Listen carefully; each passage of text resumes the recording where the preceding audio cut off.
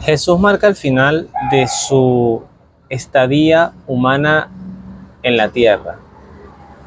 En este nuevo episodio número 32 de esta serie 52 días de Good News, vamos a tener la oportunidad de reflexionar en torno al Evangelio según San Marcos, que marca la ascensión del Señor, y además con el gusto de celebrarlo el Día de las Madres, segundo domingo de mayo, 12 de mayo de este año 2024. Las tres lecturas que se desarrollan hoy en el orden litúrgico se le llama primera, segunda lectura y evangelio, están íntimamente relacionadas entre sí.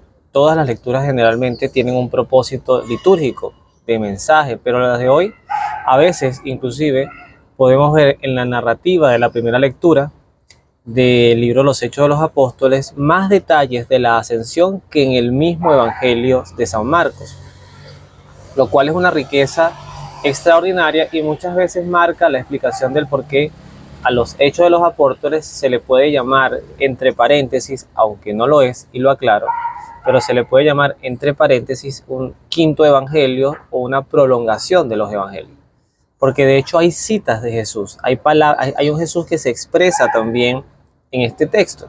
Por eso hoy quiero ser un poquito más amplio en torno a la liturgia, luego de venir de la misa y escuchar la palabra de Dios en familia, que siempre es el propósito de esta serie.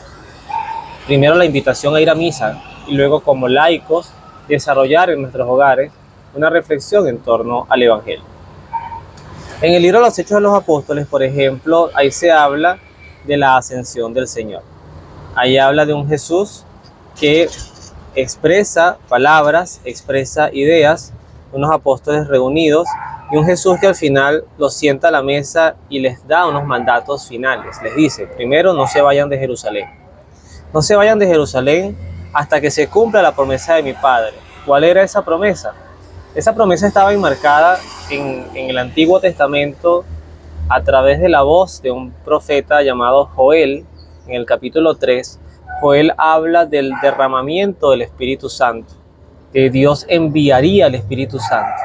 Y eso es lo que ocurrirá 7 días después, en los tiempos de la iglesia, vamos a decir un tiempo después de la ascensión del Señor, en unos apóstoles reunidos con María a la cabeza, orando, pidiendo fortaleza, y es donde ocurre un milagro portentoso, un hecho extraordinario, que es la venida de esa tercera persona de la Santísima Trinidad, que además arropa la constitución de la iglesia, la funda, la cobija y la dirige.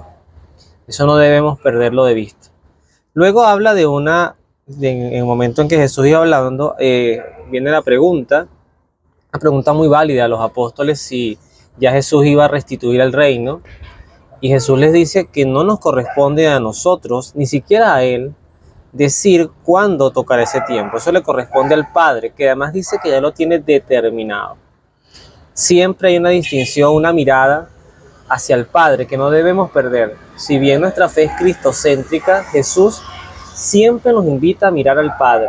Hay una reflexión que hacía un sacerdote en una misa de mi trabajo, que la recojo, me hizo pensar, no lo había nunca meditado. Él decía, todas las oraciones de la misa están dirigidas al Padre, menos una, que es la que hace el preámbulo a la paz.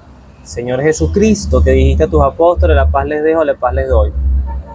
Esa oración es para Jesús. Todas las demás están dirigidas al Padre. Luego de eso, también vemos en la carta a los Efesios un Pablo que también explica qué quiere decir esto de que Jesús subió a los cielos. Y él lo dice, que primero bajó a lo profundo. Fíjense qué interesante cómo le da la vuelta, ¿no? ¿Qué quiere decir esto de que Jesús subió a los cielos? Entonces él dice, bueno, que primero bajó a lo más profundo y luego sube a lo más alto de los cielos. Y esta parte complementa la idea, para llenarlo todo. O sea, no hay un lugar de la existencia, inclusive pudiéramos hablar de la existencia universal, cósmica, del universo en sí mismo, de todo lo creado. No hay un lugar, un rincón de la creación que no haya conocido, contemplado y vivido el triunfo de Jesús y su retorno al cielo triunfante, porque Jesucristo, no olvidemos, derrotó al pecado y venció a la muerte. Ya finalmente Jesús nos deja un mandato muy claro en el Evangelio de San Marcos, y es la evangelización. La evangelización no es negociable. Nosotros, una cosa es tomarla al ejemplo del Islam a la fuerza, o te conviertes o te decapito. Eso yo sé que hoy me diría alguien, eso es extremismo, pero es que eso está en el Corán. En el Corán se habla de la conversión, por la palabra o por la espada. No se habla de una alternativa paralela, algo que ni siquiera Dios propone para la humanidad. Jesucristo tuvo rechazos, los experimentó por sí mismo. El rechazo del joven rico, el rechazo inclusive de Pilatos, el rechazo del mismo Judas Iscariote que caminó con él. Entonces Jesús supo manejar y administrar y respetar sobre todo la libertad del que no quiso escucharle o seguirle. Por lo tanto, vayan por el mundo y prediquen, no dice obliguen, dobleguen, prediquen el Evangelio a toda criatura. Fíjense que hay santos que fueron tan literales con esto que hasta le predicaron a los animales.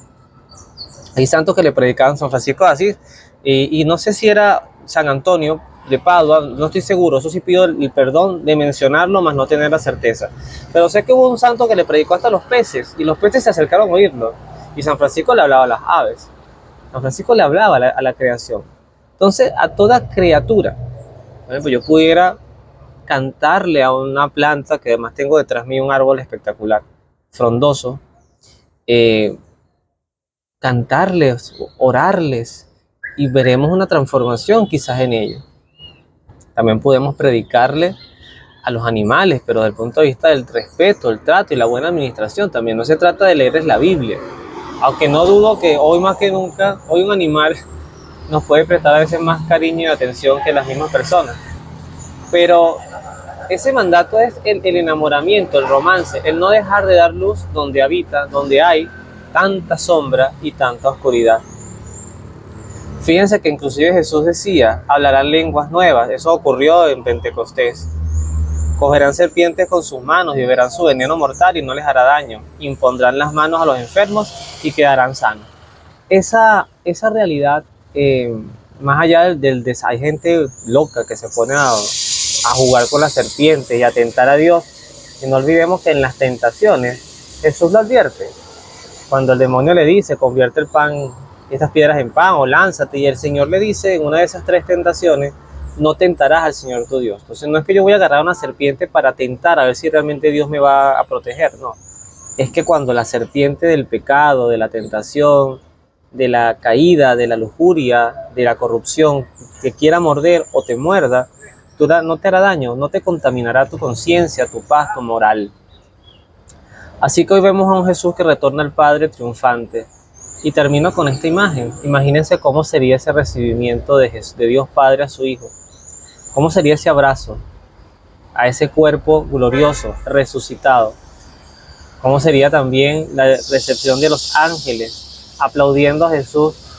Todos los ángeles, todos esos 2/3 de los ángeles que quedaron en el cielo, aplaudiendo a Jesús porque llegó su Rey. Porque además el Padre es el Creador, es el Dios. Hasta los reyes tienen dioses. Pero Jesucristo fue nacido y constituido y creado y pensado, no creado,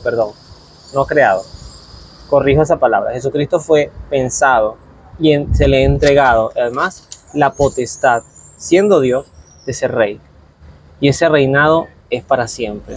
El trono de David está habitado y ese reino perdurará por siempre. Que Dios te bendiga, nos vemos en la oración.